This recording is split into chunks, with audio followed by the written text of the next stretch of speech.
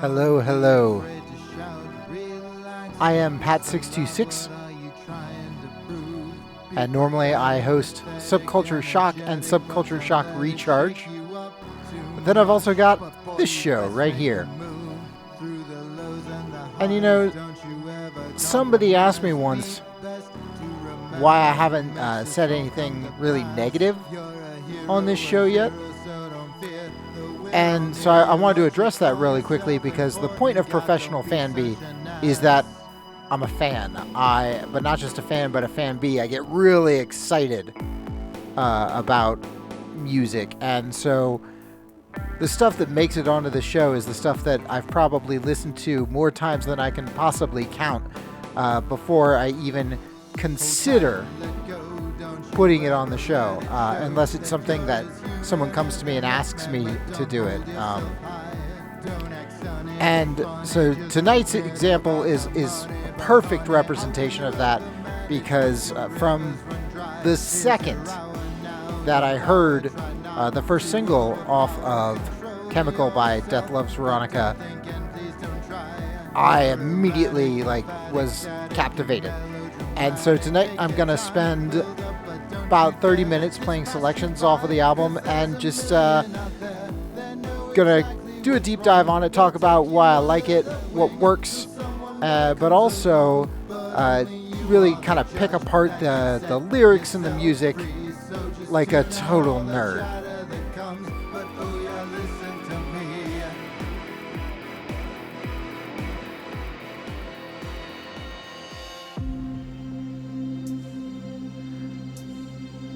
So, I don't often play instrumental stuff on this because I'm an English major and was an English teacher, so not a music teacher.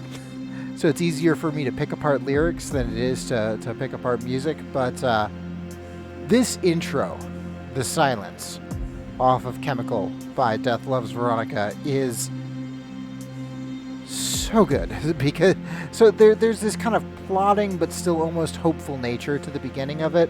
Probably, at least partly for me, because it reminds me of Atmosphere by Joy Division.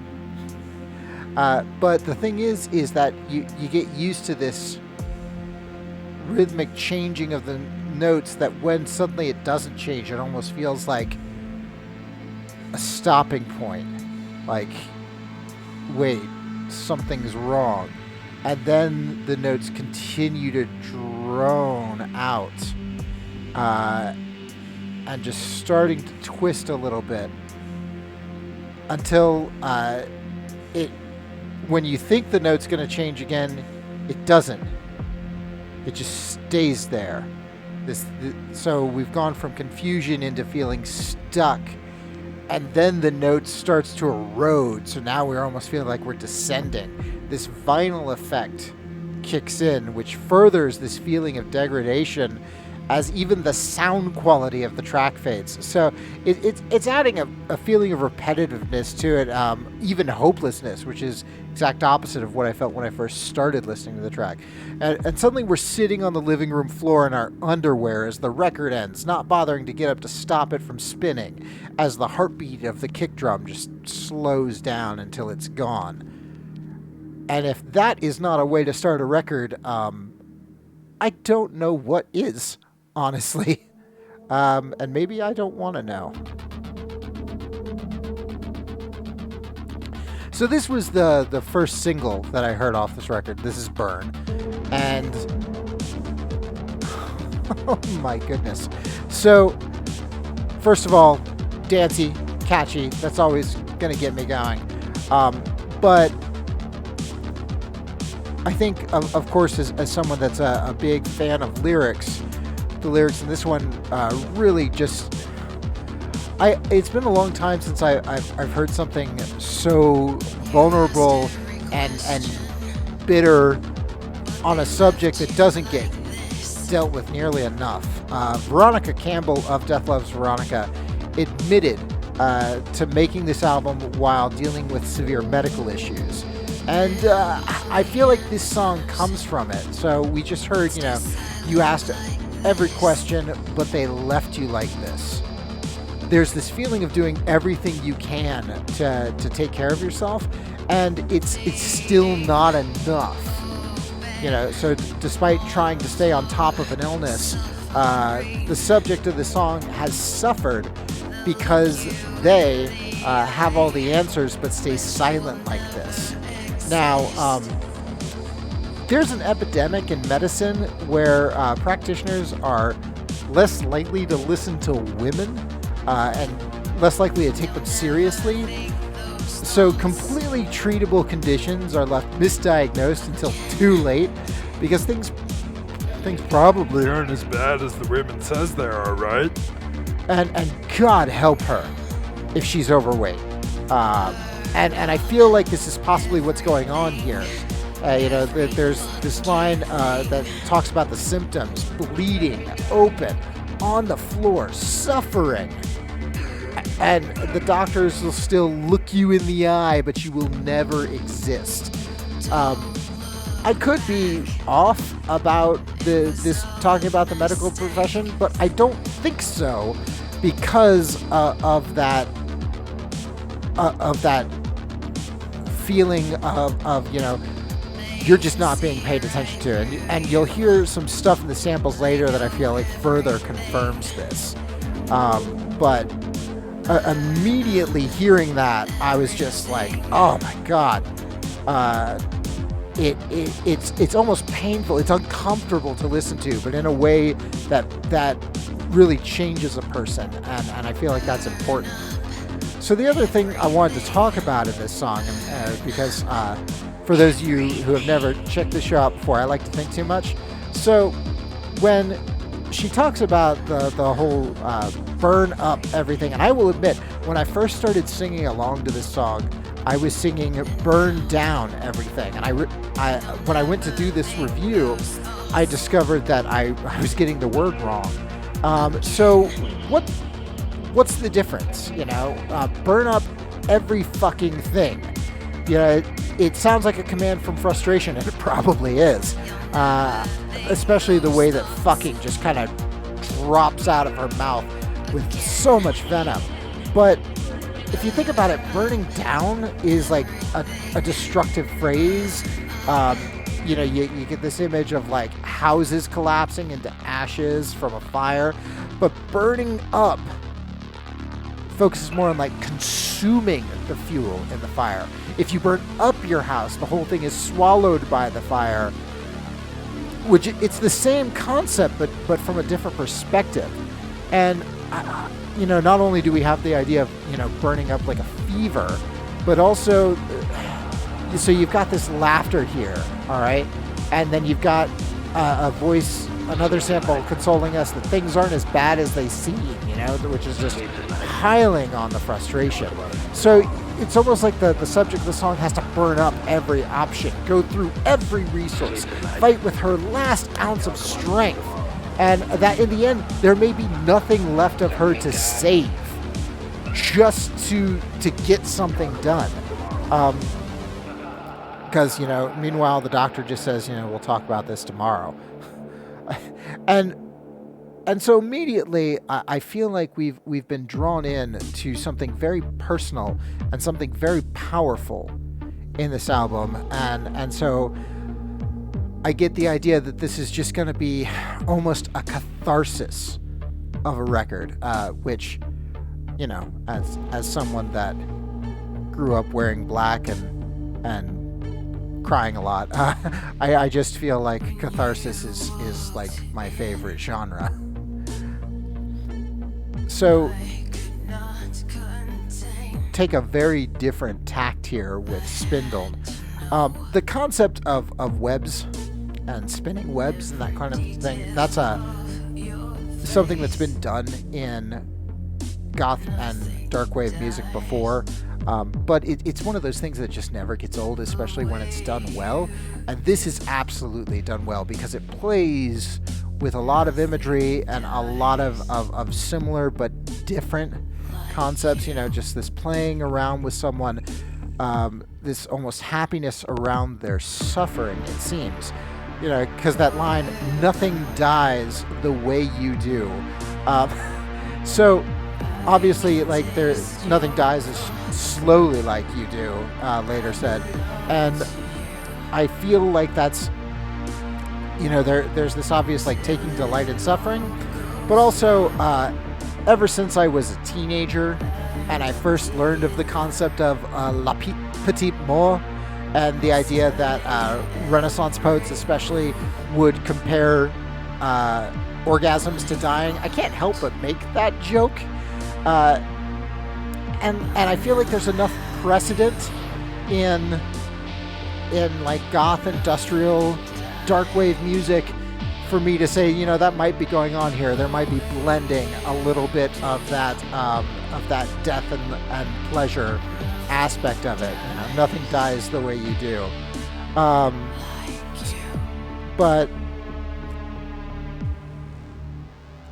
I, beyond that, there, regardless of what she's taking pleasure in, the narrator just really nails this home of this idea of her being in complete control, even when she acts like she's not. I belong to you until it all goes wrong, which I think is just this wonderful little twist of the knife. But especially a line that we heard a little earlier, I'm the dealer. This is like a hat trick metaphor here, where it's got at least 3 different interpretations. Immediately in my head, I think of like drug dealer. I'm probably not the only one. And that works with this whole idea of like almost like making him addicted to her, not being able to get out of the web. But then there's also the idea, she studies every move, and all of a sudden she's like the dealer in a card game. Where again, you kind of feel like you're in control, but the dealer's the one that has the ability to stack the deck. The dealer's the one that can completely fuck you over without you even realizing that it's happening. And then, immediately after talking about watching moves like art, and art dealer. Also, and the job of an art dealer is basically to decide what is good, what people should be enjoying, and put it on display for everyone else. And so she's very fascinated by this person, and his suffering or pleasure, depending on how you interpret the song, is kind of something that she puts on display. Even if for no one other than herself. It's like a collection. And talk about just so much being said with a few phrases. That's some lyrical powerhouse action going on there, which is probably why I like this album so much. This song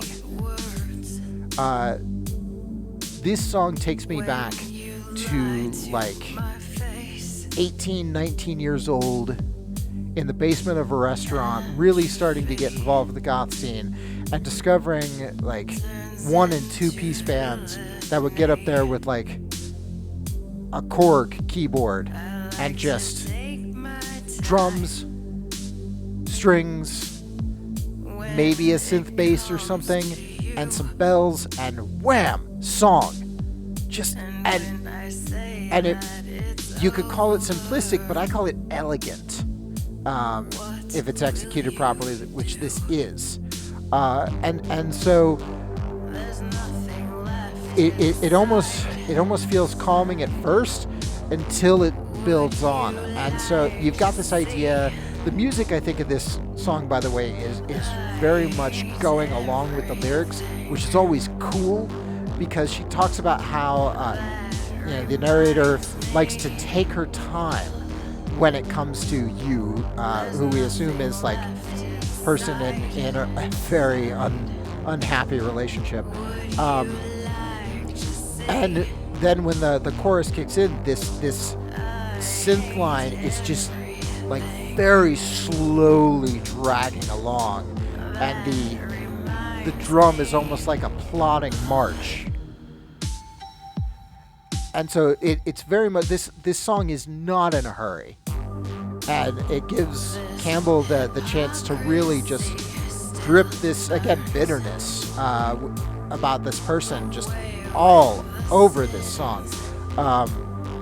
And also maybe even a little towards herself, like, you know, part of what might make her stomach turn, as we just heard, is that, you know, things have gotten so bad that she's not even upset with the possibility that she's going to hurt this person now, because she's been hurt so much that there's nothing left. She's going to take her time with this because there's nothing left inside her, so it doesn't fucking matter if what she's doing, you know, might be seen as awful. And that kind of that leads, in my opinion, to one of my favorite lines on this whole album.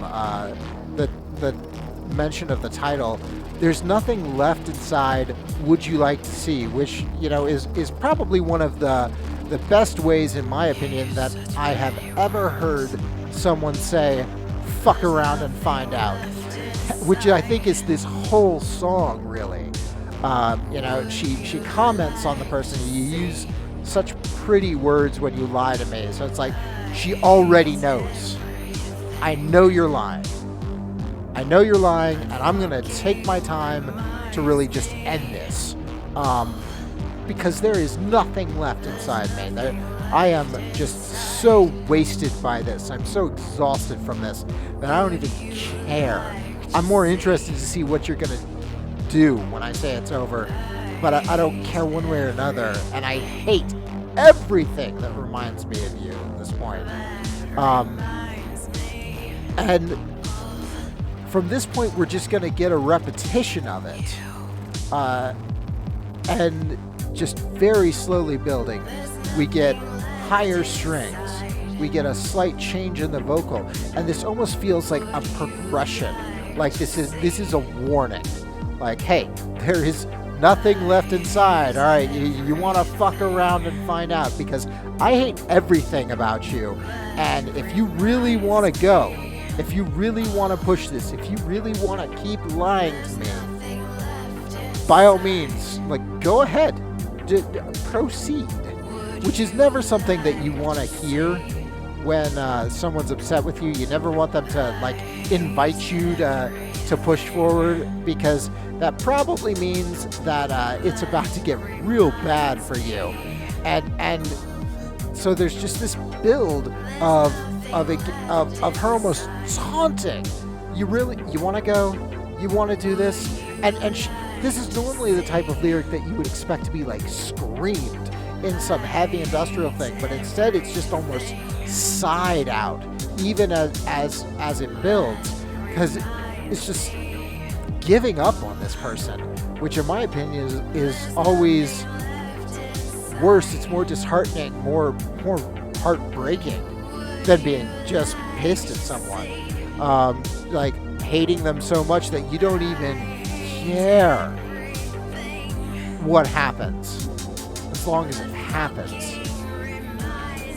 And unfortunately, this is probably a song that a lot of us can relate to and have needed or will need at some point, and I'm sorry for that. That said, oh boy, now we get fun here. So I try to be careful when talking about songs being sexy, because I don't want to, like, objectify the people performing them. But this song is called Red Leather, and as we explore the lyrics, it's going to be pretty obvious that it's a little naughty. And oh my god, the music is sexy. All right, first of all, this music is a tease at the beginning, because, you know, we get the synth letting us know that, you know, the song started, and then if you listen to the kick drum, it's going like your standard dance beat, 1, 2, 3, 4. And normally we would expect the snare drum to hit on 2 and 4, but it's not. It's only hitting on one of those.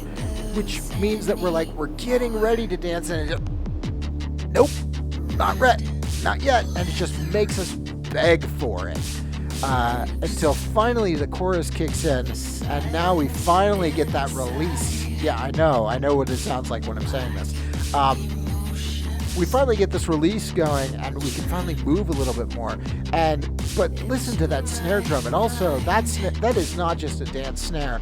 That is a flogger smacking on a naked back, and it works so perfectly. And just when we think, okay, we've got it now, the song pulls back, and we have to, well, come on, give me more. Like, considering this song is all about, so almost certainly about BDSM. Like there's this wonderful congruence with the music. And let's talk about the lyrics now. All right, we heard that moment there of "We killed the prophets and locked away the pain," and I feel like that connects back to the first verse, where the narrator talks about how broken promises don't matter anymore. So, and then she refers to in a little bit about how dirty you were to me. So obviously these two people were together, and it just fell apart. It didn't work. But you know what? They're gonna do it again.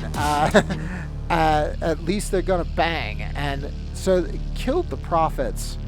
It's this idea of like the prophets are the people that are telling you what's going to happen. All right. And who cares? I don't care what's going to happen from this. We're just going to do it. And we get this line a couple times: "A motel of whores, show us the way." And like, there's no, despite what conservatives will have you believe, there's nothing wrong with sex workers. I have great respect for them, in fact. But the use of the word whore here, almost like just calling herself dirty. Especially later she says, remember how dirty you were to me. This idea that there might be just a little bit of guilt in this that she's just trying not to notice. She calls the emotions that she's feeling black as they drip into her mind. And in fact, very plainly states the reason she's doing this is that the red leather, it destroys the silence inside. I don't feel anything. And you know what? At least doing this, even if it's a bad idea, at least I'm gonna feel something. At least that's gonna be better than nothing. At least the sex is good, if nothing else. And I've been in that position before. I think that's the thing that really gets me about a lot of this album is that, like, there are other, songs kind of like this out there, but I feel like a bunch of them don't really resonate with me this way. Like, oh no, I know that feeling. I know that. Oh man. And to have them on display in such a thoroughly enjoyable listen, impressive. Speaking of enjoyable listen, this song, Abhorrent, really reminds me, moving a little bit further in time from what I was talking about before, 2010s industrial, especially like Year Zero by 9 Inch Nails, which I think is perfect because you've got this idea of like, things are awful and I want to give up and I'm not gonna, which leads me into probably the biggest bit of overthinking that I did for this whole album. So the song's called Abhorrent, and of course, abhorrent basically meaning like repugnant, inspiring loathing, that sort of thing. But if look at the way that the title is written, with the E also capitalized. Like, why? Why is it like that? I began to wonder, because that splits it up into like abhor and end. And of course, abhor is to regard with distrust and hatred, Okay, makes sense. So what's the ent? Huh? What, I mean, that could be someone's name, but like what a... No, I don't think it's that. So the first thing I thought of was the idea of like ENT, ear, nose, and throat, which is, medical practice and medical ward. It's especially of medicine, and I don't know, the circumstances here, like, just bleed out the pain. I don't know that quite fits with like ear, nose, and throat doctors. But it could refer to being stuck in an ENT ward. Hence the inside, I wake up to see daylight poured into the sea, given the feeling of being trapped with a window view of freedom. And the narrator turns away because this reminder causes more suffering. She needs to try to say just one more fucking day. But, the N and the T weren't capitalized, so that might not be it. I also thought of Ent Air Force Base, which became the Colorado Springs Olympic Training Center. And this song was written way before Simone Biles once again shed light on the nasty struggle that Olympic athletes endure, but we've known about it for a long time. Now, I don't think this is what Campbell was thinking of, but I can't deny the feelings of desperate struggle, trying to push through while pumped with pain-numbing chemicals, constantly asking, how can we take this? It fits right in with the training experience. But then the other thing that I thought of, for the science lovers in you, ent is a prefix meaning the opposite of an enantiomer of chemical. So it's kind of like the left hand of a right-handed compound. It's a mirror image, meaning it can't be rotated to have the same structure as the compound in question. And thus it rotates in a way that lets polarized light in. Now, it doesn't sound like a big deal, but basically it can cause different chemical reactions with other enantiomer substances, and most biological molecules contain those types of substances. And so, like in drugs, for instance, often the two different types of enantiomers in a drug can have the desired psychological effects or less active, inactive, or sometimes even counterproductive adverse effects. And anyone who's had to take antidepressants is well aware of brain med roulette. So it fits in with the "it's only for the pain" line, not sounding particularly comforting and wishing to not feel anything rather than trying and deal with the treatment. Now, are any of these right? Probably not. But it was really fun to research all this and think about it. So thanks, Dead Loves Veronica. Let's talk about the next song that's been playing for a minute now. I've talked about before how I feel like a subset of electronic, dark electronic music especially, of which this is a banger and should be played in clubs everywhere, is the songs to hate fuck to.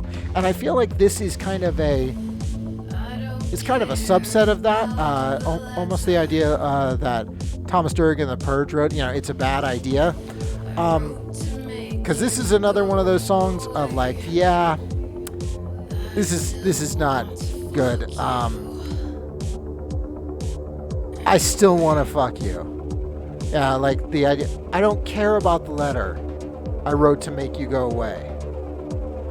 Still thinking about the ex quite a bit in the first verse.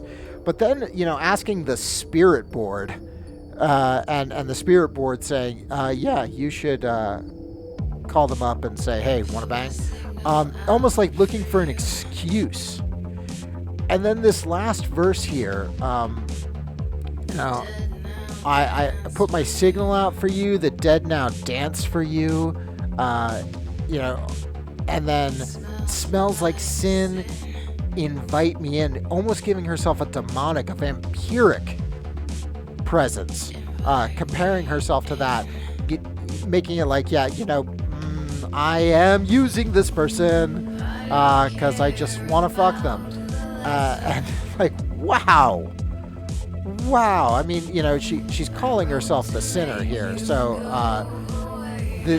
which is it's rough because it's this twofold. Not only is it a song about wanting to fuck, but also it's a song that like guilting herself for it. And it's just it's such a complex web that I feel like a lot of artists can't pack that much introspection into like a 4-minute song. But Death Loves Veronica, no fucking problem. And the fact that she kind of repeats it, the I don't care about the letter twice in that last part, I almost feel like, yeah, lady doth protest too much. And all of the sudden, I've gone through, almost a half an hour of the album. And this was one of those instances where I wanted almost to play the whole damn thing. But I cannot talk straight for an hour about that. Or you would start hearing cracky voice. But regardless, that just tells you how much great stuff is on this album. It's just one banger after another. Some of them slow, some of them just almost crushing, and then others just groovy or straight up club dance hits. But regardless, what really shines through in this is fantastic lyrics that blend well with the music, but also make you feel good, make you feel bad, make you feel human. And I feel like often that's what a good album is about, especially if you're looking for catharsis, which this 100% is.